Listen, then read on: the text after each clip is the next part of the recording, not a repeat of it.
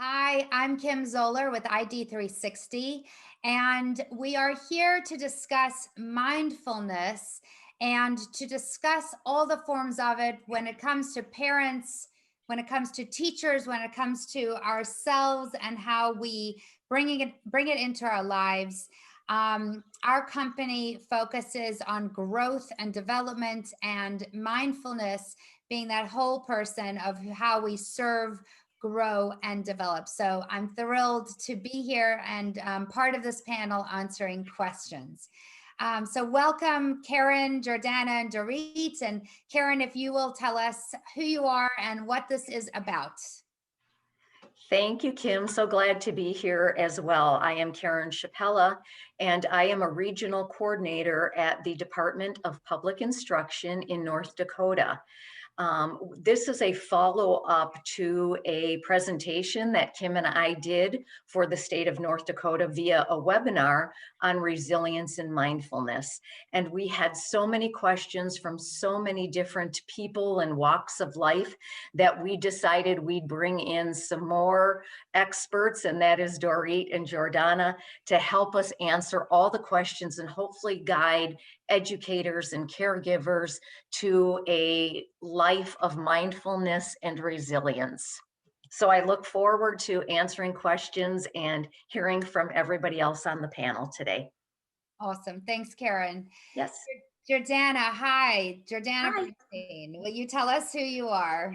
Yes, I'm Jordana Bernstein. I am the early childhood director at a private school in Dallas, Texas, and have been in the education field for over 25 years, where my passion for parenting and what's right for children has just grown. And now I am really expressing that and what it means to be a mindful parent and a mindful educator through our platform, Parenting Rewired.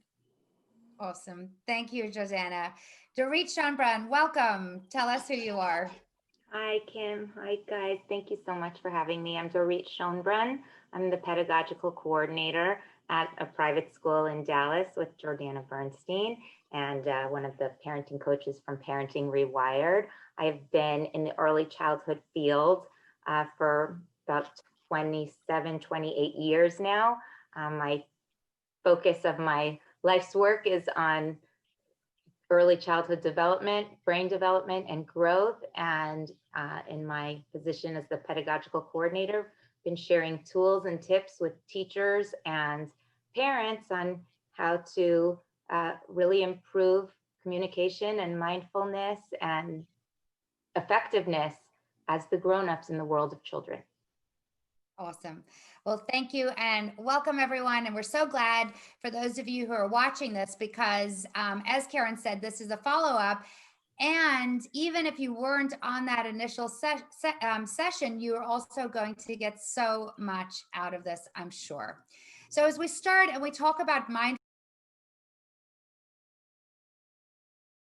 what exactly is mindfulness? It seems to be a definitely a buzzword right now. And especially with what is going on in the world, it is definitely something that I'm sure that your emails are blowing up. There's mindfulness here and mindfulness there. So what does it mean? What does it mean in our lives? And I just want to start with that mindfulness is the ability to really stay present, the ability to not let old things come in that affect how we are in the present, and our ability to also not think about what's happening next. While we plan and while we need to plan, we also take away so many opportunities to teach, to love, to have joy in this present moment. So if we make that the foundation of where we start today and start these questions, just realizing that we show up in this world in such a better way. And there's so many benefits to being mindful. And from this discussion, it really is about how we are role models and how we are teaching those around us. And at the same time, it just always starts with us. So Dorit, I want to start with this question. As an educator, how early is too early to be mindful, and where does it start, and what age? That is a great question. And the answer is rather simple. It's never too early. We are, whether you have your own children or you don't, before you even begin teaching, you are starting to teach future generations simply in how you are, in how you exist. So the more mindful you are, the more aware you are of your emotions, how you manage your own emotions, the better able you will be to teach it. And whether we're talking about in utero or infants or toddlers, you are teaching future generations simply by how you're being. So an example just might be when a baby is crying. If you're holding the baby and you're, I got to get this baby to stop crying. What do I do? Which many parents, new parents especially, have felt before. However, if you've been practicing mindfulness and you've been getting comfortable with, I am here for my child, and when my child is crying, I'm going to hold my baby and I'm going to rock my baby and I'm going to breathe with my baby. Are you already feeling calmer? That is teaching mindfulness to that child. Yeah, it's awesome. I know we're not going to get into it on here so much. One of the things, and well, all the studies, I was just thinking as you were talking about that in utero, how there are so many studies today showing that our genes really are not necessarily, we're not stuck, and that learning through studies like epigenetics, we learn that actually we can change that, and mindfulness actually can change an entire generational history of emotional genes.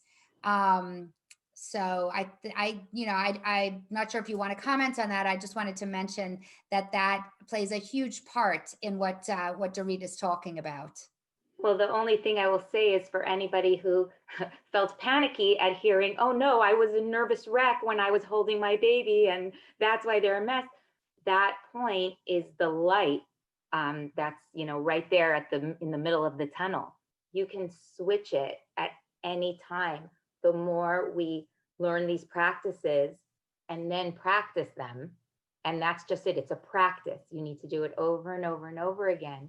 It's not too late. Nothing is a done deal. And that is the beauty of emotional regulation, mindfulness, which is all tied together, is that we can learn and change at any time. Our brains are magical organs. Yeah. So you mentioned one other thing that I want to comment on, and then I want to ask you about the classroom. And that is that it's never too late. And truly, so there's a neuroscientist researcher who does a huge amount of studies on mindfulness, Richie Davidson, who says we literally celebrate every time we become aware that, oh my gosh, I need to handle it differently. Oh yes, I need to be in the present. That instead of beating ourselves up and saying, oh, I wish I had been, I now can celebrate this moment. So even for those of us who have older kids, like mine in their 20s, I can say, instead of saying, I wish I had done that, just as Dorit, as you said, I can now say, you know what, I can now be present today in every moment that I have with them. How does this play out in the classroom? What does it look like for the kids, for you, the staff, the teachers, and really specifically talking about early childhood? Can you tell us about that?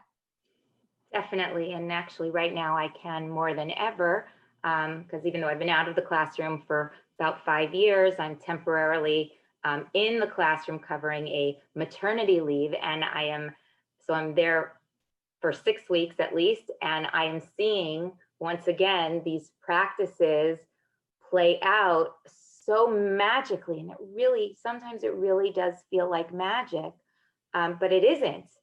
it's the first thing is, and this is, all of these things can be used in the early childhood classroom, and it does 100% start with the adults in charge.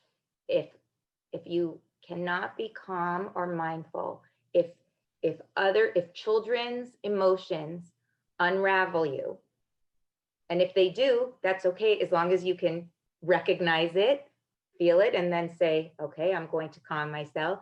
Then if the adults can do it, then the children will be able to do it. And that is a really hard thing, because it requires us looking inward and saying, what do I have to do differently? So that's the first thing.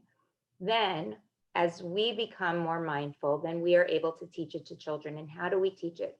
So there's a few different things, starting with just modeling, like when something is upsetting, or even if it's not, you pretend and you take some deep breaths and you say, I'm going to calm myself right now. I'm going to go like this.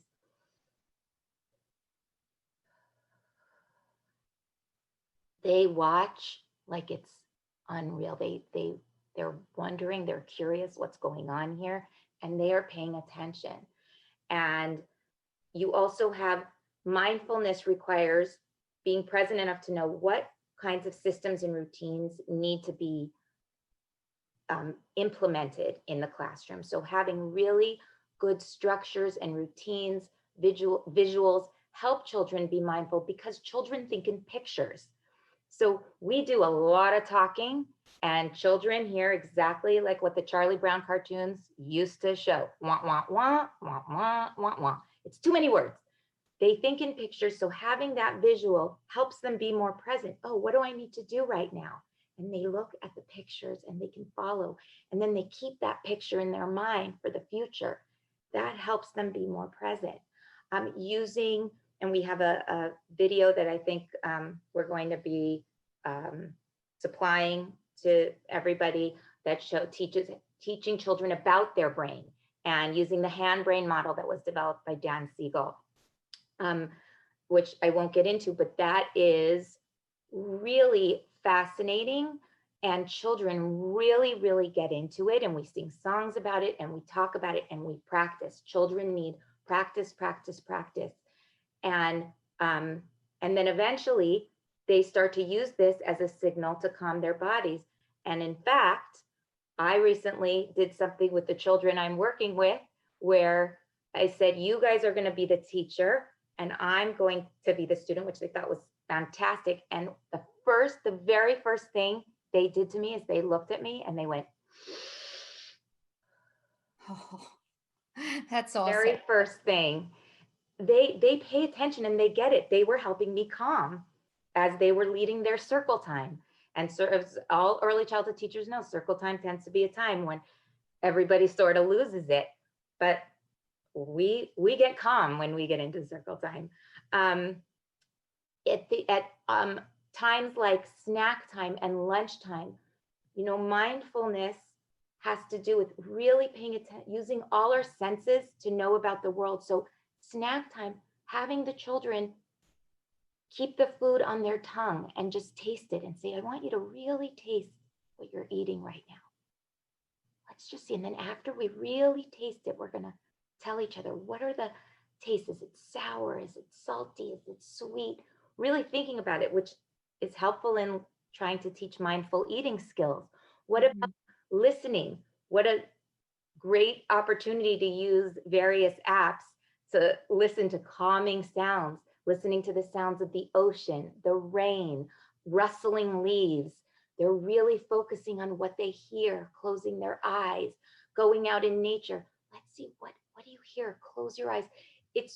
These are opportunities to be mindful without necessarily even saying that you're being mindful, but I think it is a great word to use so it becomes part of their vocabulary, as well as building mindfulness practices and brain knowledge into everyday things. And an example I like to use is retelling many stories in books, like The Three Little Pigs. In The Three Little Pigs, you can teach so much about the brain. The two brothers, which part of their brain runs their lives, it's their amygdala. They are impulsive, they are fearful, they are worried all the time, and they don't make good decisions. But the other pig, he's the prefrontal cortex pig. And now I have heard kids say to other kids, you could be a PFC pig, which I don't know how I feel about that. But it's the other brother, he uses his PFC, he calms himself, he takes deep breaths. You can really use all classic stories to teach these skills, and they drink it up and they take it in. But more than anything, what they take in is how mindful you are. Yeah. Thank you so much. There's so many takeaways there. And I love just thinking about everything from the eating to the three pigs, all of it. It's very tactical, and that's what we all need. We all need that. So I have a question, Jordana, with this.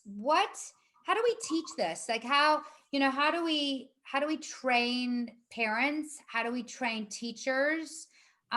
Especially when I think people feel, we'll talk about the times in the current climate soon. Just in general, I think that people have more to handle. And I heard the other day the saying that we have, weapons of distraction, and there are so many. How do we teach this to our parents and our teachers? It's such a great question. And one of the things that we've done with our own teachers and that we also talk to our parents about a lot, is how it all has to begin with us. So before we even ever want to try to take this to our children in our classrooms or our children at home, we have to begin by kind of embodying the mindfulness practices ourselves. So I would say that that's the very first step. Start within, start with yourself, start with daily meditation is very helpful, or just some daily, a daily gratitude journal, something where you are really honing in on your own mindfulness practices. I really have taken on the big deep breaths all day long, and that's really what kind of how I really get in touch with my own mindfulness, but really finding what really makes sense to you as a grown-up and what really you can work into your own lives. But start with yourself before you ever try to, because we have to be able to model mindfulness to be able to teach mindfulness. That's really how teaching happens with our children, young or old, is by modeling it ourselves. And then I just want to say that probably the most important thing we can do as parents or as teachers or caregivers is to focus on our relationships with our children. Really focus on relationships. So we're going to start with our own mindfulness, and we're going to focus on our relationships. And because we have to have great connections in order to be able to really help teach skills. And so that's where I would really begin, is focusing on ourselves and focusing on our relationships with our children. So Jordana, what have you found when it comes to actually, when we're talking about the teaching, the parents and the teachers? I know that for me, because I live in a world of being in the corporate environment, I have clients who I am trying to get things across, leaders who I'm trying to get things across to them, like, you need to calm down, you might want to meditate. Obviously we don't say that, right? And so I'm curious, how do you share, okay, so yes, it starts with ourselves. How do we share this with parents and teachers, that they need to start with themselves and without them, putting up a wall? Have you found anything to be successful? So what I have found, I will just say what I found is a leader of a team, because I'm also a leader of a team as a director.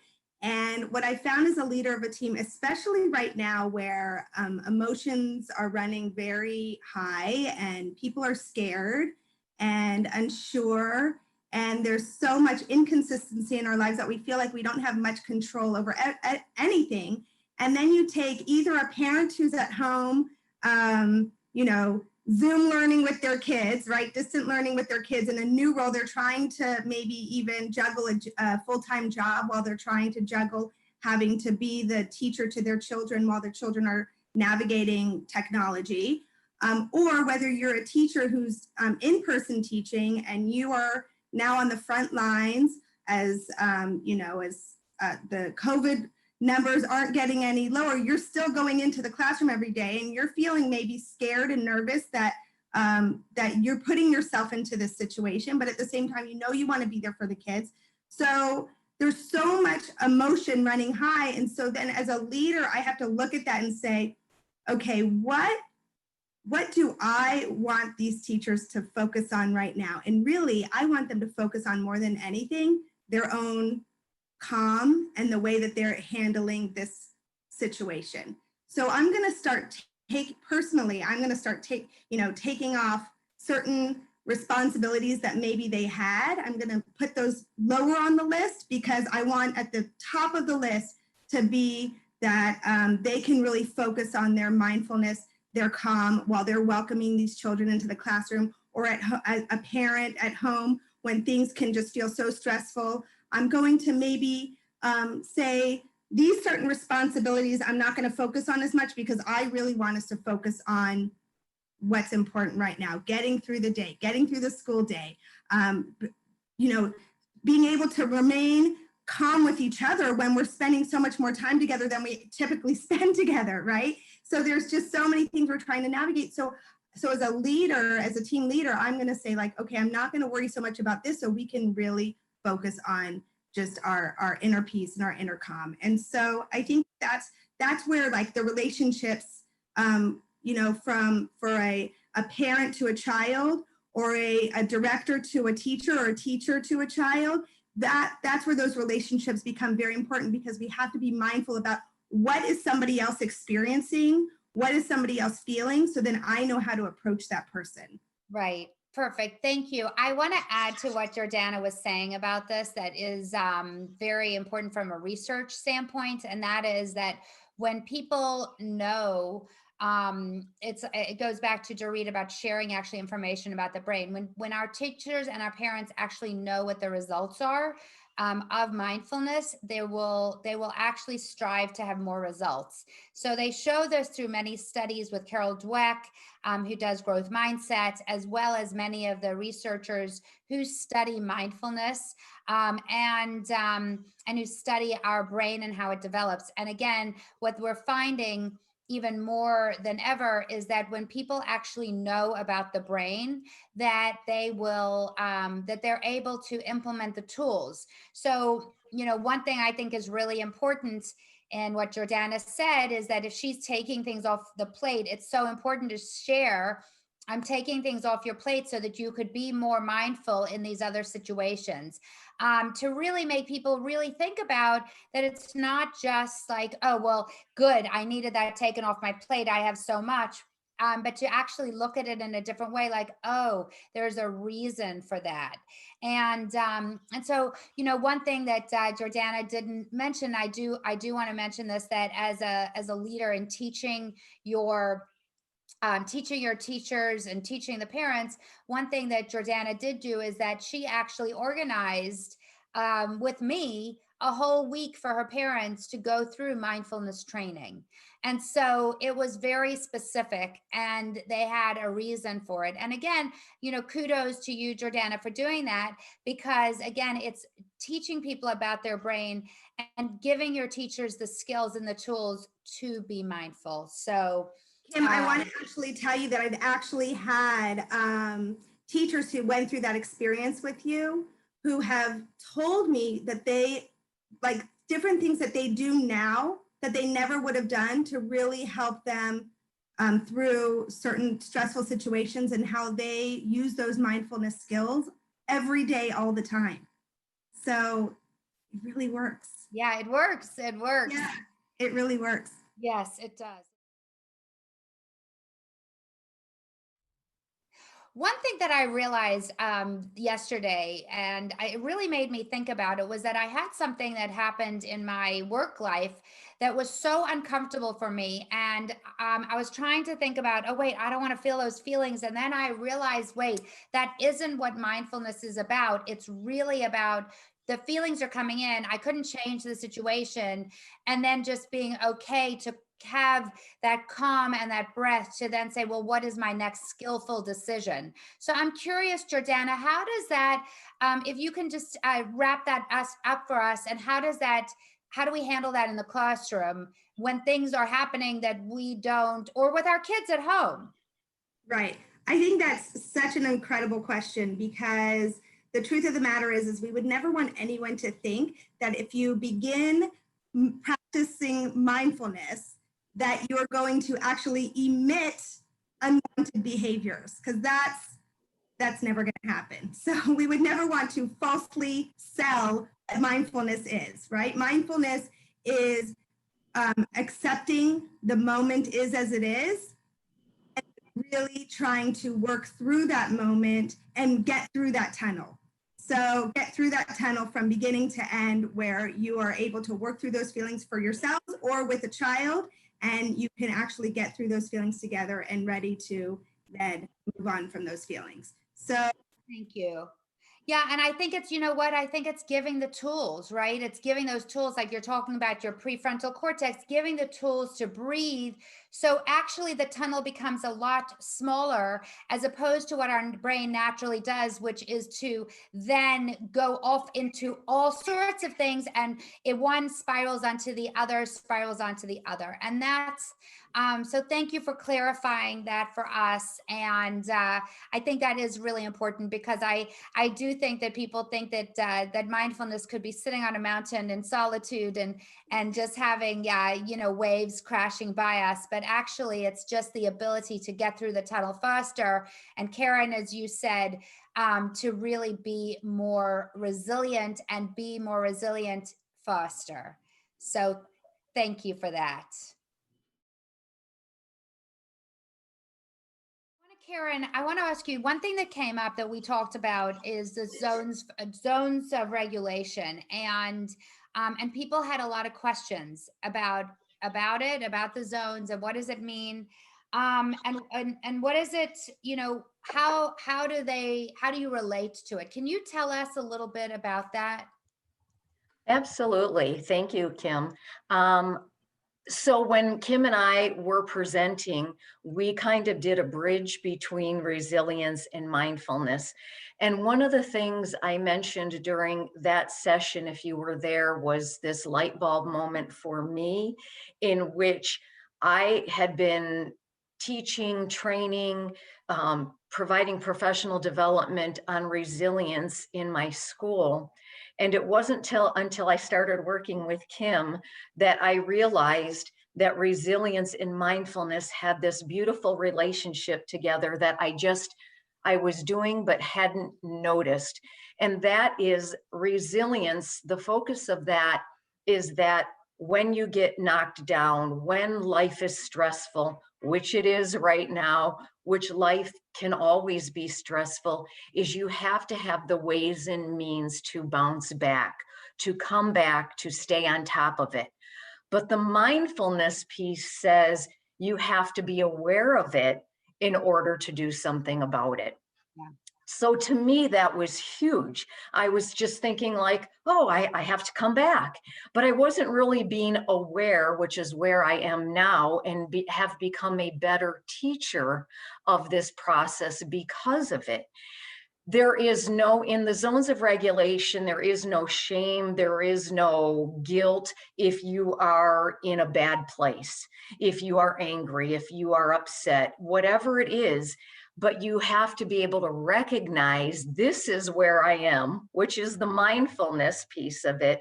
And the resilience piece says, I'm going to figure out how to turn it around. Or if I'm in a great place, how do I maintain where I'm at? So that was a wonderful turning point for me.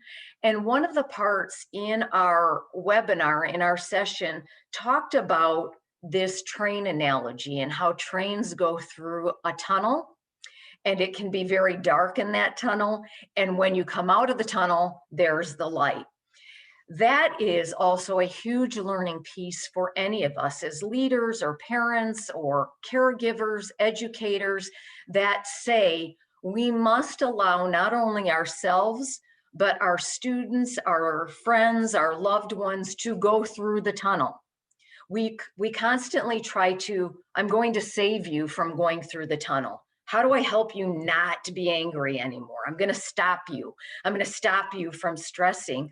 When in fact, the learning point of life, resilience, and mindfulness says, I have to be able to go through the tunnel to get to the other side to have the learning experience. Right.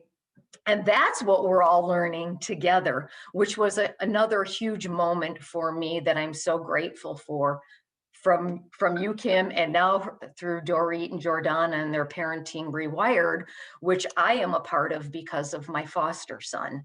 So I think all of these things tie together. And in the zones, in the elementary, the younger grades, we used, literally it is called the zones of regulation, which was created by Leah Kuypers. And so if you go, you can just Google it and find her. You can also go back into our session for those who are on here. If you go into our mindfulness and resilience session on Teams, you will find our folder, and in there is a resources folder where I put all of these links. So go back in there and find those. It's a wonderful resource. The zones of regulation do line up with the inside out character. So in schools, at home, if you find those, I just watched this movie the other night with my little foster boy. It's so cute. It is exactly aligned with that. So don't feel like you're boxed into this, I have to stay on the zones by Leah. No, you don't. Even she says, if you go on Pinterest, you can find 9 billion resources to help guide your lessons. And yes, you can incorporate them into your day. At the high school or middle school level, a resource I have shared, there is Tom Nitschke, who is a North Dakota educator who has created a resilience package for middle school and high school, as well as adults. So he is on, I think I mentioned that on slide 6 of our PowerPoint. If you don't have that access, just Google him, you will find him. And finally, one of the other questions somebody had asked us was about Mark Brackett and how his mood meter connects to zones.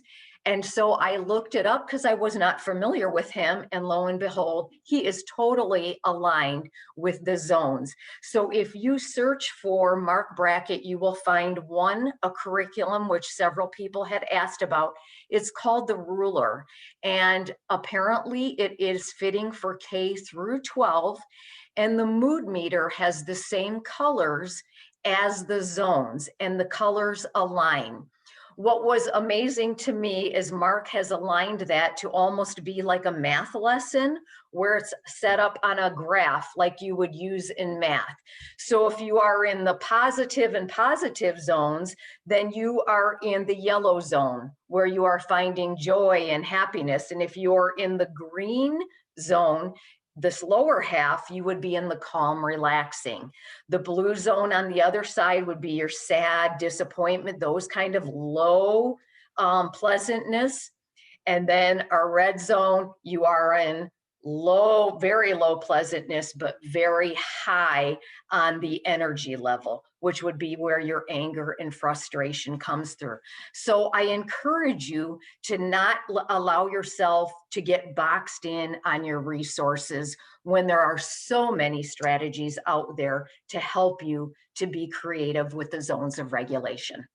Yeah, perfect, Karen. And I think that, what you said is so important is that the resources, what we see is that they might say the same thing, or they might say it differently. And yet so much of it really aligns. And Mhm. that's curious to know how you have coached people through using the zones in distance learning. That is also a great question. And so again, people have been on top of this, which is amazing to me. You can go online and put in zones for distance learning, and people are already on it. There are so many, again, wonderful resources. A couple quick things that we used was the online virtual check-in. There are ways through Google, through Teams, through Class Dojo, where you can have kids privately, confidentially check in with you as the teacher. People have used it also in work settings where you can check in with your team leader or your boss, your manager, whoever, so that people know where you are at for that day and provide no judgment, no stigma to wherever you are. So there are ways where kids can check in if they know the colors, I'm red today, or for nonverbal or non-reading kids who are struggling with literacy, they can just have colors and they click on the color will have a little face and they know which face they are and they can click on that little shape and submit it online. One of the other things teachers can do is do online sessions, whether it would be in Zoom, Teams, where Google Classroom, where you can set up breakout sessions. And so let's say you want to have a breakout session, and today's question is about how are we being mindful, or over the weekend, give me where you were mindful. Whether you want to assign a student to lead those sessions, which is awesome because it has them step up to the plate. Some of the other suggestions were maybe you bring in a guest teacher. So let's say you had 4 breakout sessions going at one time. One is led by a student. Oh, surprise, the principal is dropping in today and he's going to lead that session. Oh, here we have either our school counselor or the local therapist comes in our small school in Scranton. We had one of our local therapists come in and surprised us by running a session. So all of those are great ideas to just keep it going. They can be 10, 15 minutes. That doesn't need to be long. Keep it simple and have people building your community to get those lessons going online. That's very, very cool. I wonder, Karen, my next question was actually, and it might be the exact same answer, was zones for nonverbal kids. And is it the same that there are resources, you can find resources, or is there something specific? Yes, I did kind of touch base on that, and certainly Jordana and Dorit, any specific things that you have used, but I'm going to remind people that because there were there were questions about games. I'm looking at my list, games and books on mindfulness and resilience and music or yoga, any of those things. Again, if you go into our resilience session, you will find Pinterest with my name on it. I have an entire section called Nurture and Thrive that has hundreds of resources for anybody and everybody. And so when you look at that as a special educator, I did have to work with kids who were nonverbal. And it is exactly the zones of regulation when you have pictures, the inside out characters, the kids know their faces. And so if I cannot be verbal, then I can point at a picture and I can start from there. Even online, there are ways you can set up a class whiteboard on Teams in a one-on-one session or a class session. And if a student puts up, let's say, the red face, and I know they're angry, then I can put up my yellow or blue face that says, I'm kind of concerned and worried about you. And how are we going to talk through this together? So there might be also some pictures of a little kid doing yoga, or a little kid listening to music, or I'm baking, or I'm going for a walk. And we can move those around, and the student can circle the one or two that they like to say, this is what I want to do. And that information can be provided to the classroom teacher or the parent or caregiver to say, this is how they use their calming strategies. Very, very nice. Thank you. Thank you. Those are great examples, Karen, for all of us. So I'm going to ask a question to each of you. You could only have one answer. So here's that. Yeah, I know. Here's the question. Favorite resource or book and that you want to share that would really be helpful. I'm going to share my favorite, which is probably a real bummer for Dorit because I think it's your favorite and you gave it to me. So I'm stealing it from you. And it is Mindful Monkey Happy Panda. Is okay? Mindful Monkey Happy Panda. I can never remember like which one's mindful, which one's, so, or is it happy? It's Mindful Monkey Happy Panda. Okay. So that is my favorite book that I want to share for mindfulness. So, all right, Dorit, sorry, I took yours. What's your next one? So it's for children or is it for adults? Well, I mean, that's a children's book, but as you know, it's really for adults. So then I'm trying to think because I'm thinking about what Jordana wants to say. So since I talked about the early childhood classroom, I'll pick an early childhood book and I'm going to let Jordana say the book for grownups. I will say The Rabbit Listened. The Rabbit Listened teaches you everything you need to know about helping children be mindful in the moment. Awesome. Thank you. Thank you. Okay, Jordana, which one? Okay, two great resources so far. So for parents or caregivers, I would recommend The Whole Brain Child by Dan Siegel and Tina Payne Bryson, which really just gives great information on the brain and how the brain works, and then actual strategies on how you use the information about the brain to then use it to teach your children, bring it into your home, bring it into your classroom. It's an excellent, excellent book. Perfect. Thank you. Thank you. And Karen, what resource or book would you like to share? Well, Kim, you may guess this one because this was the turning moment for me. It was the Shannon Harvey documentary. The video that you shared with us, it was life-changing for me. And I think for anybody who's about the data and the research, her journey for 365 days of mindfulness and the data that supported what she was doing was life-changing for me. So I think for anybody who is looking for that part of it, and not only just that, her journey in and of itself was just amazing. You laughed, you cried. It was just such a great video. And I think I've said this before, it is about an hour and a half long. So for people to not get overwhelmed, I watched it in 10 to 15 minute chunks of time when I had free moments, and it still worked for me. So that is my takeaway for everybody today.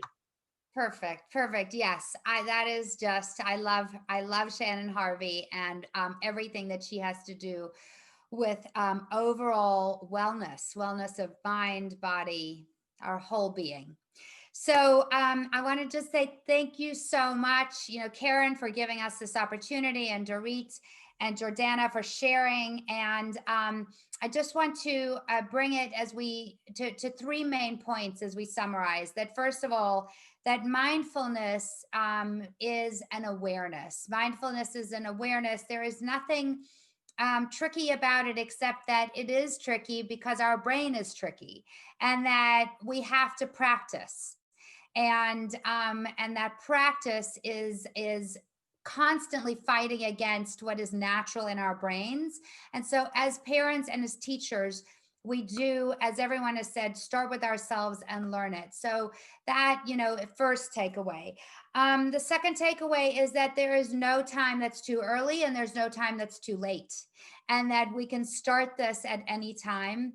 And that the third is going back to the zones that Karen mentioned, is that, you know, learning how to express ourselves through zones or any other tool is also incredibly important, and giving ourselves an opportunity to express ourselves and giving our kids an opportunity to express where they are is an incredible tool to learn, because then we really do become aware of what is going on in that moment, and okay with all of it, and the ability to sit in all of it, and then as Karen said, move through the tunnel. So thank you so much for joining us, and we are here as resources if you need anything else from us.